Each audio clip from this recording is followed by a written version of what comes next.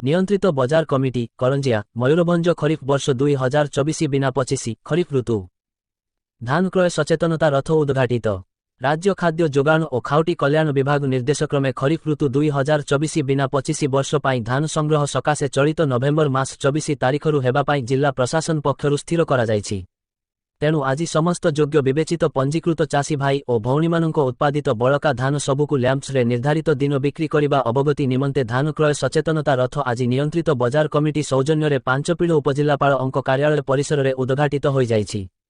एही कार्यक्रम रे मुख्य अतिथि भावे नियंत्रित बजार कमिटी अध्यक्ष तथा पांचपीढ़ उपजिलापाल प्रेमांशु चांद अन्यान्य अतिथि मानंक मध्यरे करंजिया गोष्ठी उन्नयन अधिकारी प्रद्युम्न कुमार नायक शुक्रुड़ी तहसीलदार जतीन्द्र नाथ सेठी सहकारी जिलापाल निहार रंजन सेठी राज्य समवाय बोर्ड निर्देशक गिरिधारी पृष्टि एसीएसओ हिमांशु शेखर दत्त उपनिबंधक समवाय समूह करंजिया बसंत कुमार नायक सहकारी निबंधक समवाय समिति समूह ज्ञानरंजन महांती ब्लॉक नियंत्रित बजार कमिटी सभ्य सदन सिंह गागराई और एनएसी नियंत्रित बजार कमिटी सभ्या नमिता घंटियाली उपस्थित में सबुज पताका उत्तोलन कर धान क्रय सचेतनता रथ उद्घाटन करथिले।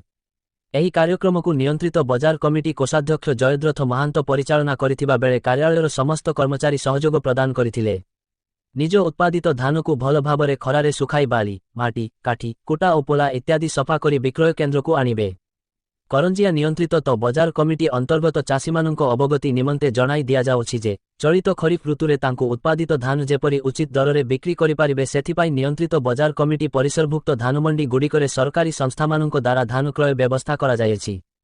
चलित वर्ष धान संग्रह करिबा पाई सरकार ग्रहण उपयोगी साधारणमान धान पाई सर्वनिम्न सहायक मूल्य निम्न मते धार्य करिसंती।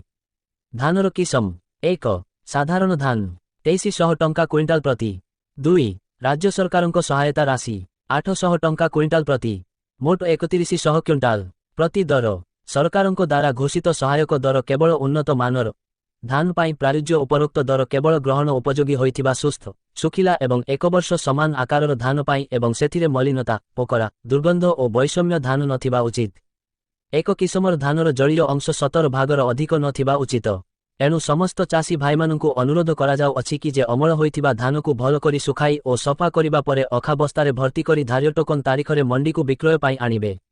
धानर गुणात्मक मान धानरे मिश्रित निकृष्ट बाह्य पदार्थ जैविक बाह्य पदार्थ काठी कुटा धूष अगाती बा पोला इत्यादि अजैविक बाह्य पदार्थ बाली माटी गोजी पथर बा धूली इत्यादि। FAQ मानर धान पाई सर्वोच्च सीमा 3 खराब देरंगी पानीफुला और पोजा खराब पानीफुला और पोका मिसी 4 रुक होई नथिबो अपरिपक्व कंचा सबुज बंका और संकुचित इत्यादि। सरुधानरे मिश्रित मोटा धान केवल ग्रेड ए धान निमंते आर्द्रता बा जलीय अंश सफा सुखुला और विक्रय योग्य धान को अखा बस्तारे भर्ती करी वैध टोकेन सह निर्धारित तारिखरे धान मंडी को आनिबे। मयूरभंज जिला करंजियारू बी दिव्येन्दु शेखर अंक रिपोर्ट।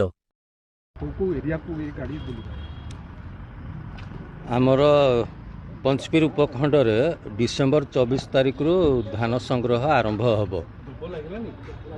से आज सचेतनता रथ आमर उपखंडर समस्त एरिया रे बुलिबो एवं चाषी मान को सचेतन करिवो जे सेमाने धान को सुखिला एवं ताकू परिष्कार धान सबू आणतु मंडी को जहाँ द्वारा किछि कटिन छटिनी हबनी एवं धानर से पूरा मूल्य पाइबे 3100 टंका प्रथम करी ओडिशा सरकार को द्वारा दिया हबो। आज एक खुशीर दिन अच्छी नुआ सरकार रे नुआ जो प्रतिश्रुति देइथिले आसंता 24 तारिख रु चाषी माने 3100 टंका मूल्य रे धान विक्रय करिवे। समस्तंकर आशा उत्कंठा निश्चित भाव में रही चाषी भितर 2300 टंका जो तांकर एमएसपी होइतिला ता सहित 800 टंकार ओडिशा सरकार तांकू इनिशिएटिव आकार रे देबे 3100 टंका पाइबे।